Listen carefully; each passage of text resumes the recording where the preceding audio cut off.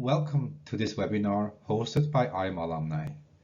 During this webinar, we're going to take a look at how to take notes effectively. So, how do you take notes effectively? First of all, there is no one-size-fits-all solution. The solution, or the method that we present during this webinar, is one of many. So be encouraged, go out there and look for other methods to find the one that suits you best.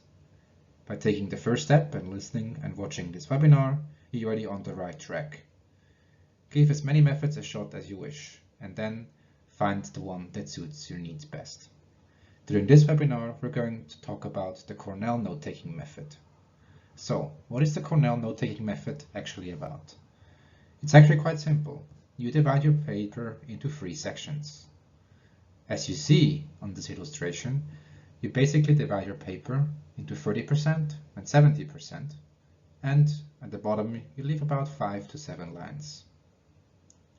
Now, why wouldn't you actually divide it into 3 different sections? Let's have a look at that. As you can see, the page now has actually 4 sections with the title. But that's actually not really a section, because the title is more indicative. It helps you to later on identify, for example, the week that lecture note was taken, or by which professor this lecture was actually hosted. So, where should you keep your notes? The notes during your lecture that you would normally take anyways, keep them on the right-hand side. For example, the concepts, the definitions, the theories, and the models that were mentioned, or all the other stuff that you found to be important, keep them on the right-hand side. On the left-hand side, you should have your keys, your keywords, your cues, and they should link to what you're talking about in your notes. Now, why would you have that?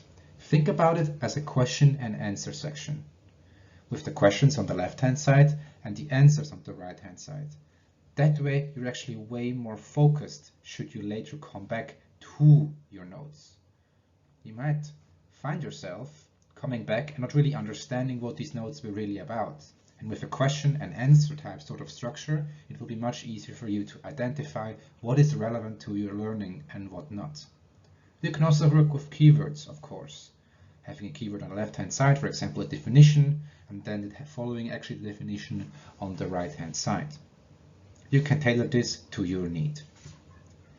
At the bottom of the page, you should have a quick summary of what the top is actually talking about, or what the main body is talking about. Now, this is strongly encouraged to actually make the summary after the lecture, or when you're summarizing a certain chapter after you have read the chapter. Now, why would you do that? It's because the things you've just learned are most present at that time. It's quite hard to recall if you're actually at home after 2 to 3 hours the lecture has ended to recall what it has really been about. So if you do it straight afterwards, it will be much easier for you to recall the main things. And by writing a short summary, you will actually also train yourself in paraphrasing, which is a very important skill that will come in very handy later on during your studies. So, this was it already. Thank you very much for taking the time to watch this very short webinar. We really hope you've learned something new today and that you find great use in using this Cornell note-taking method.